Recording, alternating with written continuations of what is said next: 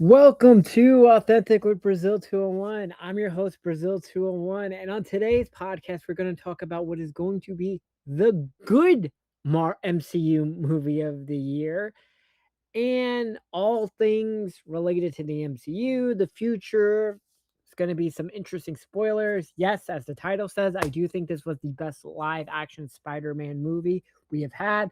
I'm going to give you the rankings and everything in the front of it before we go into the spoilers of the movie and all of it. But basically, there's going to be a lot of spoilers. So if you don't want to listen to spoilers, don't listen. But if you're listening, I assume you basically have seen everything on your TikTok already because the entire movie's already on TikTok and Twitter and all of it. I've seen the movie twice already in theaters. I saw it again. I saw it Monday and I saw it again today, Wednesday. And I'm seeing it again tomorrow, late at night.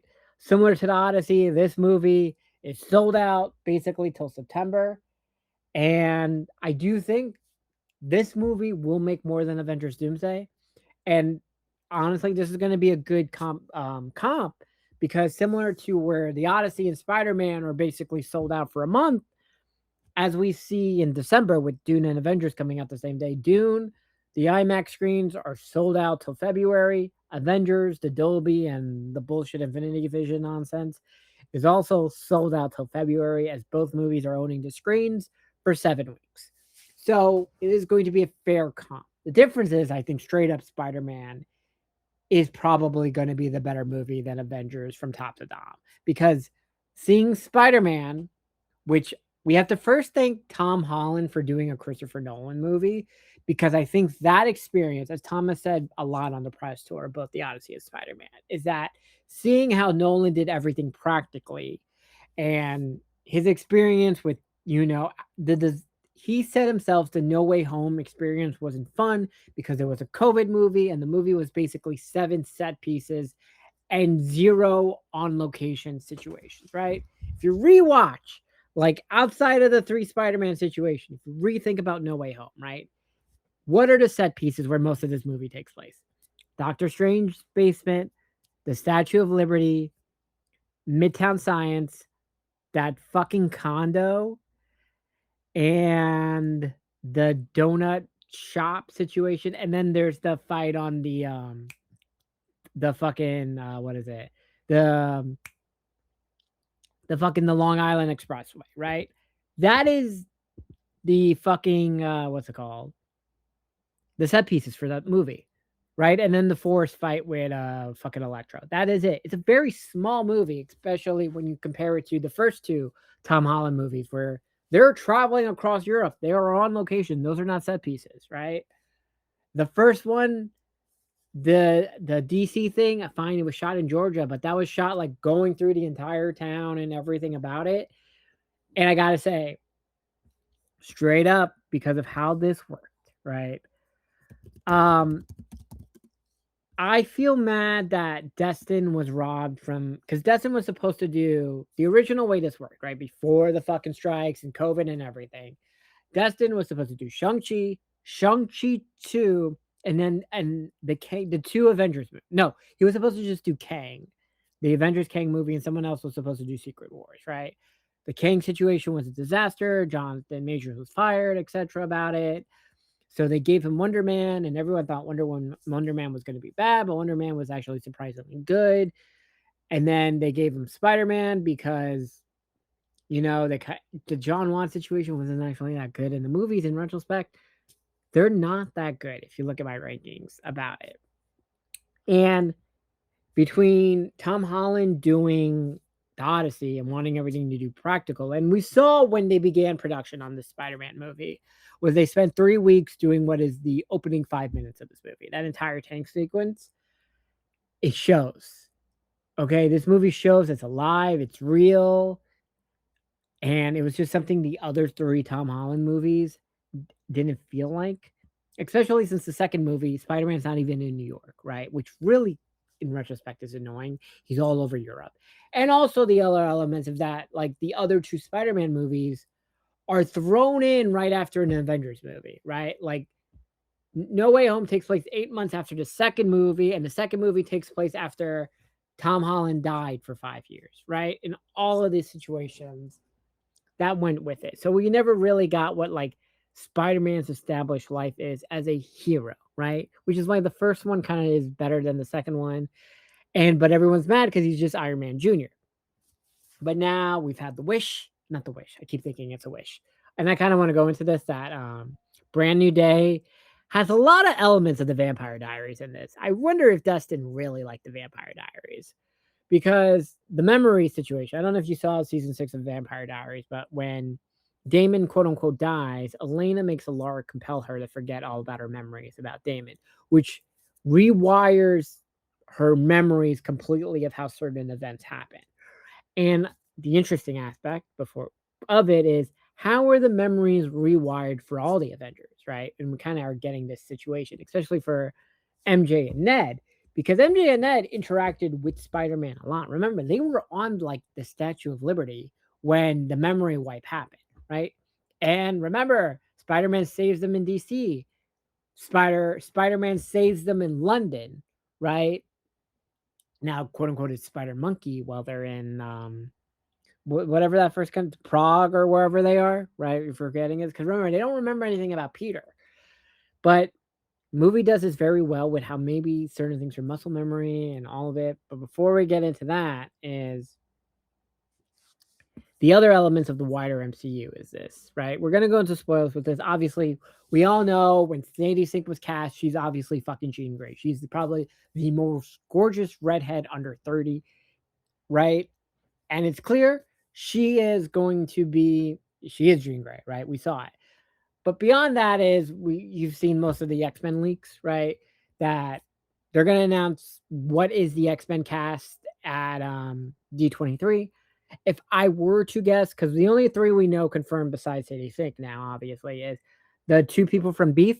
Charlie Menton is Beast, Callie Spaney is Rogue, Adam Driver is the villain, Mr. Sinister. We don't know what they're going to do with Magneto and Professor X, because the other situation with this is whatever the year it's going to be post Secret Wars. Because remember, there are 2 movies now left of what is the sacred timeline, right?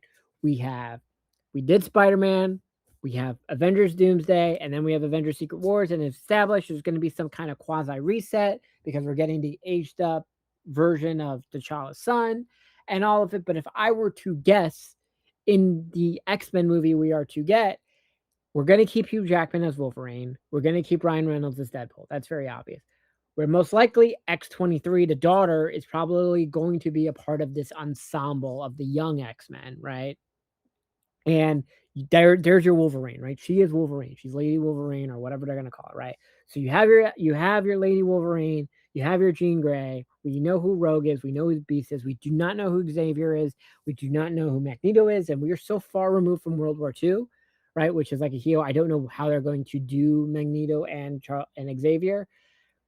Because the situation is like when you reset the origins of everyone else, it's very simple. Like Tony Stark, it's easy. There's always going to be war in the Middle East. There's always a shithole, right? Captain America freezes in World War II, wakes up whatever present day is, right? Peter gets bit when he's 15. You understand the rest aren't really based on a time. It's only Charles and Magneto who are based on it because they're always supposed to be compadres and whatever. And remember, Wolverine doesn't age, etc. So we know there's a Cyclops. I hope to God it's not Cooper Hoffman. I don't buy Cooper Hoffman being either A, attractive enough and charisma enough to lead the X-Men to be fucking Scott Summer, or attractive enough to fuck Sadie Sink, right? This is the other element. Scott is supposed to, like, be dating Jean Grey. I don't buy that. I hope it's Dylan O'Brien who gets Scott Summers and he's like slightly older and he's the like elder team lead. If they're doing this X-Men Evolutions thing, I don't know what they're doing with Storm. I would assume they're going to do an older Storm so that they can do the T'Challa Storm romance, right? Because remember, we can't do the original romance because the mom already, has the kid, etc. I assume that's what they're going to do. Like Storm will be a slightly older person. I hope it's like Cat Graham, And the other X-Men, I don't know. Maybe we get a Spike. Maybe allegedly, the girl from Landman, Michelle, what the fuck is her name? I always forget. Michelle Randolph was like rumored to be Emma Frost. I don't know what team we're gonna get. But there you go on this. Which then comes to the elements of this is the MCU itself, post Far From Home, has been mostly a disaster. I can name the good movies we've had post of it, which was Shang-Chi, right? Good. I'm saying good. Black Panther, despite like everything with Black Panther 2, like that had to be basically be a grief funeral. I mean, what do you do when your star dies, right? Right. So I'm gonna give Shang-Chi, No Way Home, Black Panther 2, Deadpool, Wolverine, and the Thunderbolts, and now Brand New Day. 5 of our 15 movies. Fantastic Four, you could say it's okay. So 5.5 of the 15 movies, not including the fucking disaster the TV shows were, right, have been good, right? Eternals is so bad, we are never seeing any of those fucking people ever again, right? Thor 4, we're basically just ignoring, like, yeah, he has a kid, right? I don't think we're getting fucking Natalie Portman ever again because she's pregnant, and we know she's not in Doomsday, right? The Marvels was horrific. We don't even know if like Secret Invasion is really canon or not because it introduces the character that is stronger than everybody. You understand? Captain America 4 is a fucking disaster. Thunderbolts, because everything that happened with how bad the Marvel movies were, underperformed, but it is good, especially with how this movie shows, which comes to the New York of the MCU. Okay.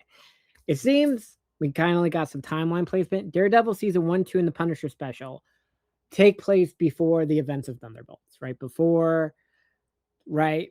Thunderbolts happens, the Sentry attack on Manhattan happens.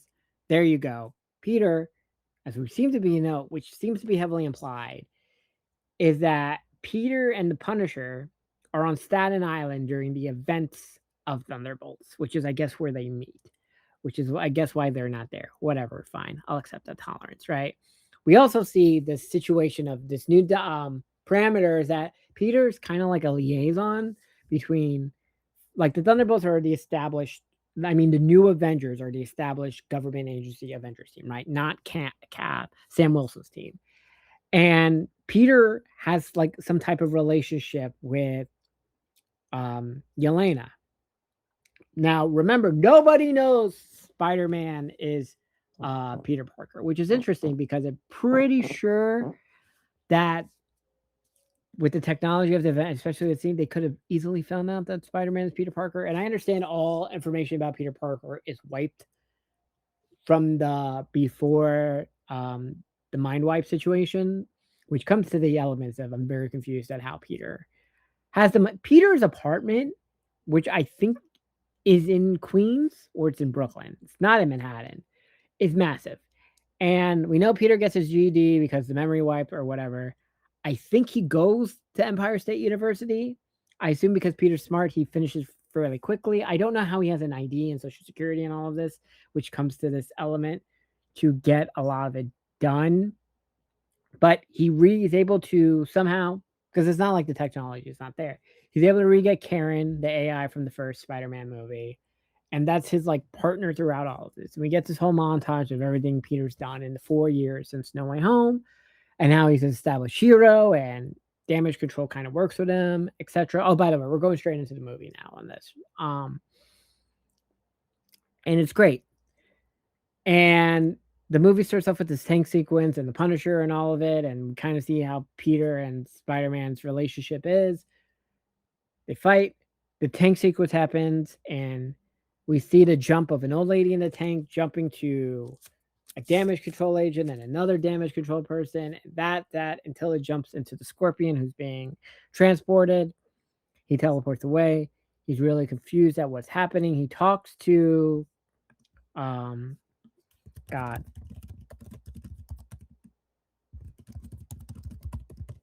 chick from the Bear. By the way, I'm going to call everybody what I know them as from other things. He talks to Liza from the Bear. Okay, because I can't remember what her fucking damage control name is, right? And she explains about the situation that there's been 3 attacks on damage control in the last month. So Peter goes to try to get some information. He meets Yelena at a Russian bathhouse. Yelena demands that Peter takes off his costume. Peter gets into the bathtub with Yelena, except he's just with the mask on. He's like, oh, you're white. It's good to know everything about you, Spider-Man. You seem alone about all of it. And Peter asks, is this kind of mind control like the Black Widows that you and all them? And she's like, no, I think this is probably more like possession, like a demon, etc. about this. And he's interested. He's like, okay. So that happens. Then, um, while Peter is like at a coffee shop, he sees Ned drinks, buying alcohol, and he follows Ned because I guess he doesn't know where I guess Ned and MJ live, but he watches them on like TikTok on their live thing. He follows, he goes to the party, he sees that Ned has been trying to figure out who Spider-Man is, right? And the people that are on this board kind of look like Peter.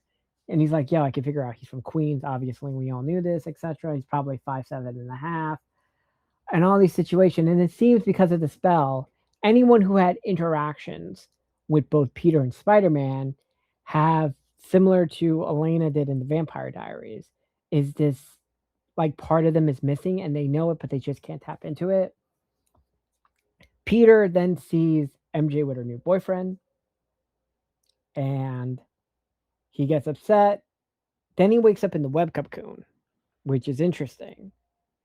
And he's freaking out. He does it. He sees the webs come out of his wrist. He's like, what the fuck is happening? He sneaks into his apartment via the laundry in the basement. He steals some girl's juicy sweatpants. Karen, the AI, is like, your arachnic DNA and hormones are increasing. You have now developed web glands and things. He's like, what the hell? And he tries to use his mechanical web shooters with the organic webs. It doesn't work. Karen says not allowed. So he's like, okay, time to figure out how this works. And he's like, Peter too had organic webs. He's cool. You're cool. And he keeps trying to do it. And he presses, he's like disgusted by it. And so much webs come out, more than we've ever seen with Toby. It's insane. So he's trying to swing with it. He can't swing well. And he just crashes everywhere. He then gets a radio alert that the Scorpion's attacking. He fights Scorpion, and Scorpion says, you think I'm Scorpion? I'm not Scorpion, right? And he realizes, oh, the telepath is inside the Scorpion. He then unlocks his new strength, which shows now that Peter's basically stronger than most of the Avengers at this point. And he hurts an innocent police officer in a car. And Tina from the Bear is like, you have to control yourself or else damage control is going to come after you. Then oh God, I forgot this in the middle. Right after the first damage control incident, oh no, it's this time around. That's right. Yeah, it happens after. He meets Mr. Milchek from Severance, and Peter explains that this thing that was possessing people, it tried to get in me, but I was able to resist it. And Mr. Milchek is like, good, because you're the only one who can sense it. You're probably the only one who can defeat it. We need you, Spider-Man, to stop it, okay? Because if it gets inside this vault, it's going to kill all of us or stop all of us. You can't allow this to happen. And we also meet that because Peter sent the hand to damage control, that the hand now works for damage control, which, okay, that's a thing that's happening. So Peter leaves, and this random black guy who's possessed by the telepath, is like, Peter, interesting, because she tries to get into the mind. I guess I should tell MJ what's going on. And the hop begins to happen, and he's trying to chase, and Karen's trying to analyze the hop in the distance about it. And Karen eventually figures out that 33 feet is the max for Jean's possession, like to go jump, like from the first one. So he manages to get the possession into the helicopter. The helicopter's so in the sky, far enough from everyone, she can't jump in to someone. So then gets MJ, and instinctually, somehow, MJ knows to trust Spider-Man. They go, and he drops her off at the Punisher's secret warehouse, and they have this whole conversation about everything. Yeah. Right. Yeah, there we go. Yeah, they have this whole conversation about everything, and Punisher's like, "What's she mean to you? Why are you trying to protect her? You clearly mean something to you." And they have this whole conversation about this, and he's trying. Oh God, I forgot. Hold up. Before this, after the fucking fighting the Scorpion. Yeah, right. No, after this, to protect her, all of it. He goes to Empire State University, and we see Bruce Banner teaching, and some Asian chick asks, "Why didn't Thanos just use the stones to make more food if he thought about the overpopulation thing?" And Peter's like, "Huh, okay." And then Peter talks to Banner, and somehow, once again, we see subconsciously, Banner knows something's up because he instinctually trusts them. And he's like, "Your gamma thing about mutations about this, could you subdue the bad parts?" And then Banner's like, "Well, how do you know what the bad parts are or the good parts are?" And he's like, "I'm able to do this because of the gamma radiations different from my real DNA." And he's like, "Well, what if someone else had a foreign thing part of their DNA? I was able to analyze it." He's like, "Theoretically, could work." And then what if I'm able to build an inhibitor to just take away powers for everybody? And I think this is our first hint of what is going to be the Sentinel program or the mutant cure. Is that Peter basically invents what is going to be the inhibitor situation, which is probably going to be a key thing in X-Men, right? Where because there are so many people with powers now, the government is going to be a one way to shut down people with powers. And what's interesting is that what always was weird in the X-Men cartoons is that what counted as a mutant, right? People were born with powers or people who were given powers later in life, right? Like Cap drinks a serum, so he has powers, right? Doctor Strange is magic, Hulk is exposed to gamma radiation, etc., right? So we're kind of seeing, because they say mutations a lot, Peter's technically a mutant. His DNA is different, right? Jean was born with her powers, and she's the same age as Peter, roughly, right? She's 22, 24, or whatever, right? And everyone who took a super soldier serum, they're mutants, etc. So basically now we're in a world where, like, yes, if you have powers in the MCU, you're a mutant, right? Which is how it should be, right? If you're human and have powers, right? Obviously Thor's an alien, etc., which is good. But Peter's able to build the inhibitor. He tries out these practice inhibitors, and they're not working at all. And he goes back to the secret base, and he's trying to figure out why it's not working. And then he realizes there's some frequency with the eyes on his mask, and that's why it's not working. And he's like, "I don't think you're a monster, but you seem to believe you're a monster." Then I don't know, I can't remember because this is the order. Jean possesses Zendaya. Yeah, MJ does the thing like Gwen Stacy where she jumps herself off the roof, but Peter's able to save her. Okay, and that's when he realized, shit, we have to go after her because she's dangerous. So she stays at the Punisher thing.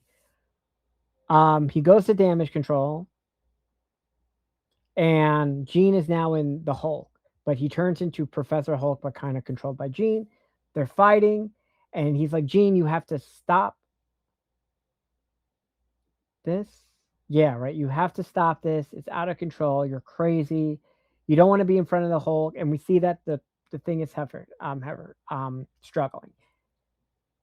The Punisher shows up, helps out, and he's like, "Remember, 33 feet." He's like, "We have to stop Banner, and like, what's a gun gonna do, etc." About this.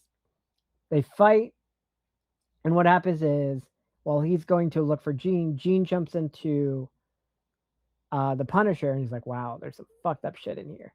And what happens is now Banner, Smart Hulk turns back into Bruce.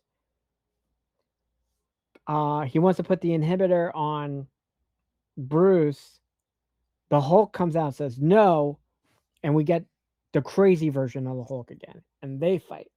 And he begins throwing him like the Loki situation in Avengers, and the Hulk is about to kill Spider-Man, and you know me, it's me, Peter, and the Hulk remembers Peter because I guess he wasn't affected by the mind wipe because the Hulk was technically gone because Banner at the time was either Smart Hulk or Bruce or whatever.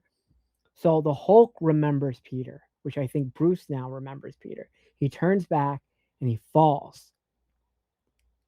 And then Peter goes into the base where Jean's stealing shit with the Punisher. He throws the inhibitor on Jean. The power shut off. And yeah, that happens. And damage control takes Jean away. And then, oh yeah, Peter goes back to the Punisher base. And MJ finds the letter, the one he writes at No Way Home. And they have this conversation. He's like, I don't have these memories. I don't remember you. And Peter's like, I love you. And it's very deep and sad. And he's like, you've been spying on us for 4 years. Why didn't you just reveal yourself instantly? And he's like, and she's like, in the last 2 weeks, I've almost been killed 6 times. So clearly your idea hasn't worked. She leaves. And then she's realized, I don't have my phone. And can you swing me home? So he swings her home. And then subconsciously, MJ's like, do you want to come up? Ned is probably there. And Ned's Spidey tracker goes off. And they have this conversation. And she smiles and like MJ's like, you have Spider-Man here. Do you want to ask him any questions like how his webs work? And he's able to figure out pretty easily how the webs work. He's like, I don't know, I just feel like it works this way and all of it. And they have this conversation. They're building Legos and it's insane. And then MJ says something about how the possession works is that I don't remember. I was just like, she's like, I was in the room and then I was on the floor with you. And he's like, no memory at all. Because Peter's like, Mr. Milchick's lying. Oh my God. And then Peter calls Elena, and Elena's like, can you look up this name? And he does, and she does, and she's like, Jean had a sister.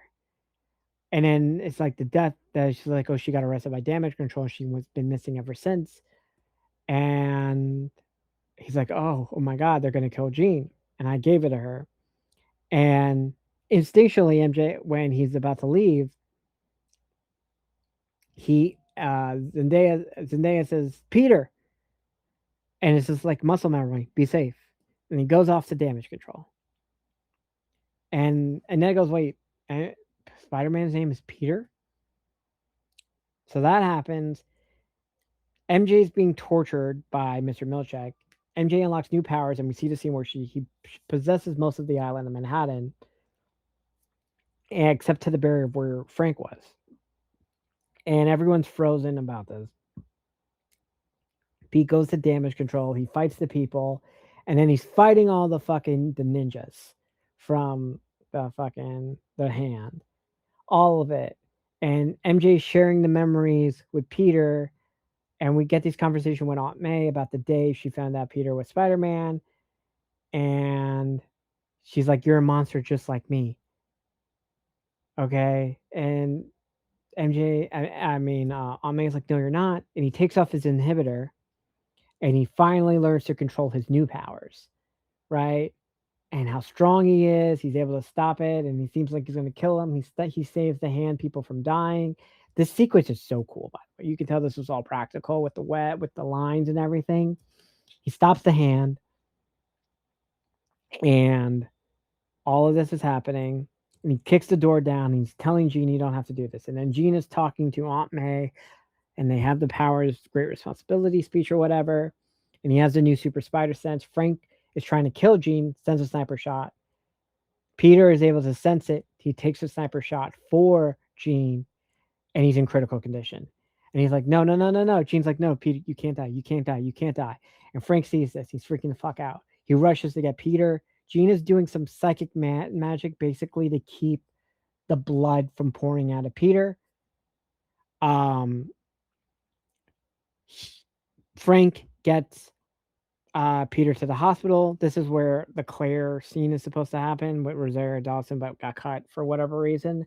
And Jean has been keeping magic to keep Pete, using her telekinesis to somehow keep Pete alive, and mind wiping the doctors who have seen Peter, Spider-Man without the mask. Frank has been staying inside with him the entire time.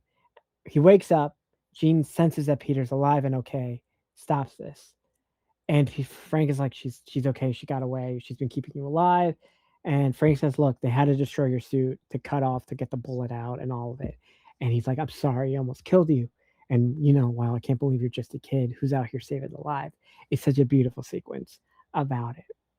And we get this whole thing about everyone's like Spider-Man's in critical condition, and what's it called? MJ's freaking out about it, and now Frank's like, look, how are you gonna get out of here? We have an idea. So Frank puts on the Spider-Man mask, and remember, no one knows who Peter is. He just walks out of the hospital, and he talks to the damage control people because they got rid of Mr. Milchick gets arrested.